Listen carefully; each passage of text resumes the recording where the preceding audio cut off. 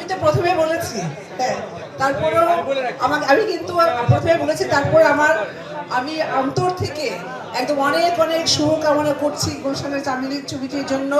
আর ইকবাল ভাই, আমি এত ভালো গল্প নিয়ে ছবি বানায়, এত যত্ন করে ছবি বানায়, আর অনেক পয়সা খরচা করে। আমি যে একটা ছবি কিন্তু হলে গিয়ে দেখেছি, যার জন্য কিন্তু যখন এই গল্পটা নিয়ে আমার কাছে গেছে আমি পড়েছি, তারপর আমার যে চরিত্রটা এত ভালো লেগেছে।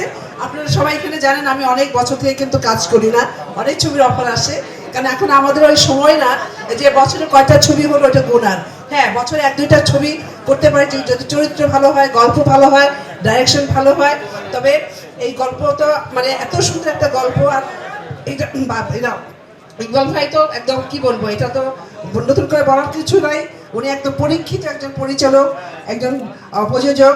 আমি মনে করি ইকবাল ভাইয়ের জন্য রইল আমার অনেক অনেক শুভকামনা।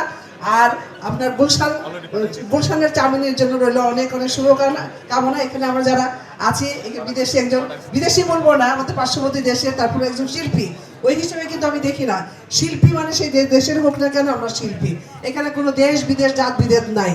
হ্যাঁ, আমি মনে করি আমরা যারা এখানে সবাই আছি, ছেলেরা মেয়েরা, আমরা মিলেমিশে কাজ করবো, আর ছবিটা যেন ভালো হয়, একদম কি বলবো, যে ব্যবসা সফল হয় এই কামনা করবো।